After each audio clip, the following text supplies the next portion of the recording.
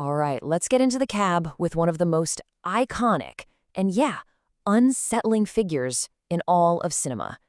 This is a guy who became this haunting symbol for a whole generation's anxieties. Yeah, those are the words of Travis Bickle.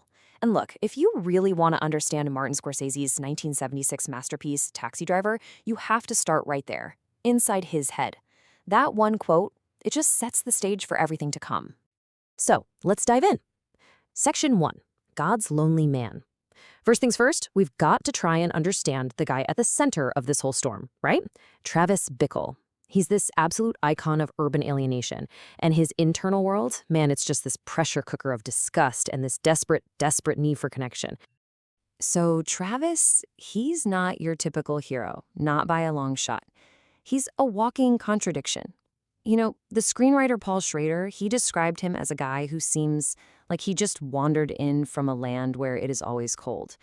And that's the thing. He's not just lonely. He's lonely as a defense mechanism. He's actually reinforcing his own isolation with everything he does. Really, his only outlet, his only place to put all this stuff is his private journal. That's where he just unloads all the disgust he has for the city he sees through that rain-slicked windshield. And it's right there, on those pages, where this desire to purify the world with violence really starts to fester. So what does that create? Well, it's this powerful paradox, right? He is constantly surrounded by people, in his cab, on the streets, and yet he is completely, utterly alone. He is the absolute symbol of urban loneliness. He's physically there, but mentally, he's just gone, completely adrift. Okay, so Section 2, a city in decay. Look, a guy like Travis doesn't just appear out of nowhere. He wasn't created in a vacuum. He was shaped by his environment. And in this movie, the city is just as much a character as he is. It perfectly mirrors his own fractured mind. And this is why the film is so much more than just one man's story. It's really a portrait of a very specific time and a very specific place. Critics have called it the embodiment of American disillusionment. I mean, it's basically the angry voice of an angry nation. So when you see New York through Travis's eyes, this is not the city of dreams. No way. It's this dark, hellish landscape that's just crawling with what he calls scum and filth. And the crazy part is, he's drawn to the depravity, to places like Times Square. He goes back again and again, almost like he's feeding his own contempt. And this is where Scorsese's genius really comes in. He traps us, the audience, right inside Travis's paranoid head. He uses all these incredible techniques, slow motion, these kind of sickly colors, a camera that just seems to float restlessly, and it makes the city feel less like a real place and more like some kind of fever dream that we can't wake up from. All right, Section 3, the method to the madness. So how in the world did this cinematic nightmare actually come to life? Well, it took what you could call a creative holy trinity: the screenwriter, the director, and the actor. And you gotta understand, for them, this wasn't just another movie. This was deeply personal. It all started with the script. It was literally born from screenwriter Paul Schrader's own dark period of depression and isolation. Get this, he was living in his car, haunted by these dark thoughts, and he saw the taxi driver as the perfect metaphor for his own loneliness. So he just poured it all out onto the page and finished the script in just 15 days. Incredible. And it was that raw honesty that grabbed Martin Scorsese. He connected with the script on this really deep level. He actually saw Travis as a representation of the dark part of myself, and he kind of hoped that by putting it all on screen, he could exorcise some of those feelings. And then, rounding out this trinity, you have Robert De Niro.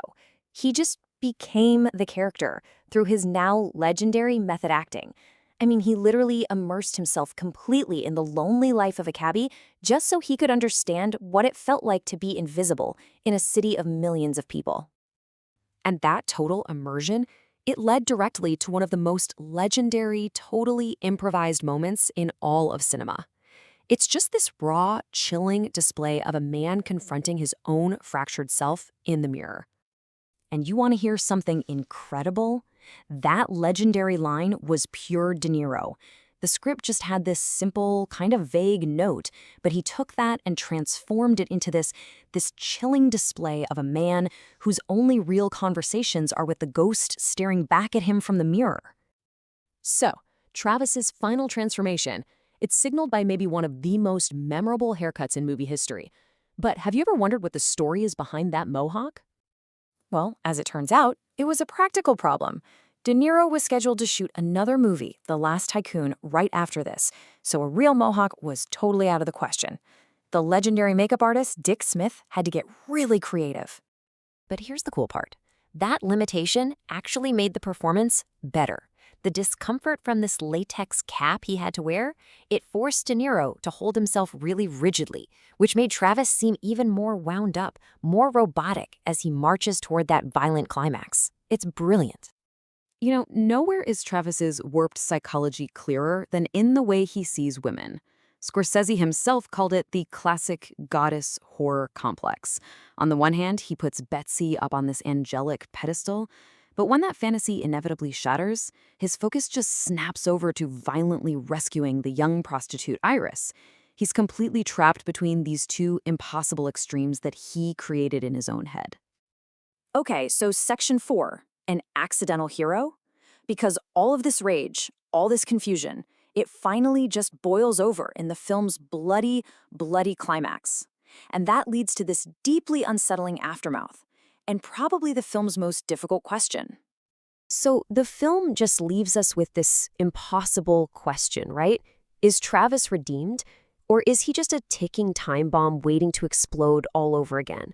I mean, on the one hand, you've got the media hailing him as a hero. But on the other, both Scorsese and Schrader have argued that Travis was actually cheated out of the self-destruction he was craving. And that final, chilling glance in the mirror, it really suggests this whole cycle is far from over. And why does any of this matter today? Well, it's because Travis's condition, his whole state of being, reflects anxieties that feel more relevant now than ever before. This profound disconnection, this desperate search for meaning in a chaotic world. Man, those are feelings that continue to resonate so deeply. Because ultimately, this movie offers zero easy answers. It just forces us to look inward, to confront the really uncomfortable reality of what happens when a man is left utterly, terrifyingly alone. It doesn't give us a solution, it just gives us a dilemma. And it leaves us wondering just how much of Travis Bickle is out there in the world around us, and maybe, just maybe, a little bit in ourselves.